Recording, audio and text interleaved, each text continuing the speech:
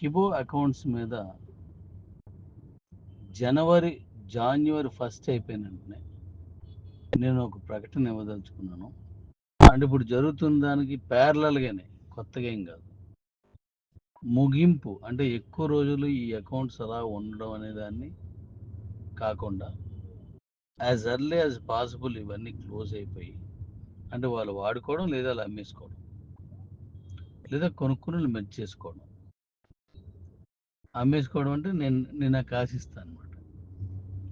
అలా ఉండిపోయిన అకౌంట్ల తాలూకా ఆ ఈ దేంతో కొనుక్కున్నారు 500, దాన్ని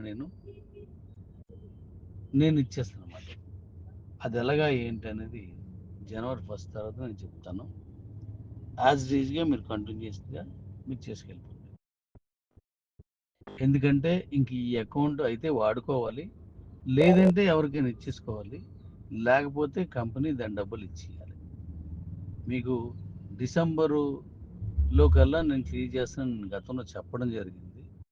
దానికి అనుకూలమైన వాతావరణం అంతా తయారు చేసుకొచ్చాం. ఇప్పుడు ఆల్రెడీ 90%కి పైబడి, 90 కంటే ఎక్కువే, 94-95% పైబడి ఇవన్నీ కూడా స్వాప్ అయిపోయి లేదా మెర్జ్ అయిపోయి లేదా అమ్మేసుకున్నాడు మెర్జ్ చేసుకుంటాడు. ఇక మిగిలింది 5% మాత్రం ఉంది. ఆ 5% అంటే ఎంత మన లెక్క ప్రకారం 2.5 లక్షల అకౌంట్స్. ఈ 5%లో స్వాప్ చేసుకోవడానికి తెలియకుండా ఉన్నారు, స్వాప్ చేసుకోవడం ఎలాగో రాకపోవడం అని ఉండిపోయారు. మిగిలిన వాళ్ళు మీకు చెప్పాను, మనకు తెలుసు ఫోన్ నెంబర్ వాళ్ళది కాదు, పాస్వర్డ్ యూజర్ నేమ్ మనకు రాదు, ఇలాంటి వాళ్ళు ఉండిపోయారు. ఇవ్వడం ఎందుకు? ఎవరికో వెహికల్ వస్తుంది, మాకేంటి ఉపయోగం?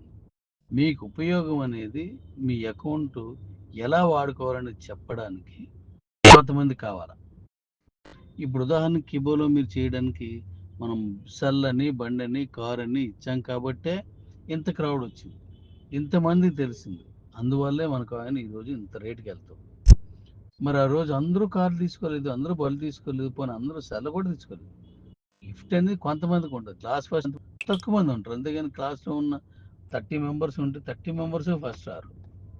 అలాగే ఒకసారి ఒక సబ్జెక్ట్లో ఒకడు ఫస్ట్ వస్తాడు, రెండో సబ్జెక్ట్లో ఇంకోటి ఫస్ట్ వస్తాడు. 1 ఇయర్ ఒక సంవత్సరం ఒకరు బాగా చదువుతారు, ఒక రెండో సంవత్సరం ఇంకోరు బాగా చదువుతారు. ఎందుకు చెప్పానంటే అప్పుడు కారు విన్ అయిన ఇప్పుడు అవ్వచ్చు, ఇప్పుడు అయిన వాళ్ళు అప్పుడు అయ్యి ఉండకపోవచ్చు, లేదా అప్పుడు ఇప్పుడు ఒకడే అయి ఉండొచ్చు. దీన్ని మన చేతిలో ఉండదు. కాబట్టి కంపెనీ డెవలప్మెంట్ కోసం ఇవన్నీ చేస్తాం అన్నమాట. కంపెనీ అంటే అంత మక్కువ రేటుకి వెళ్ళి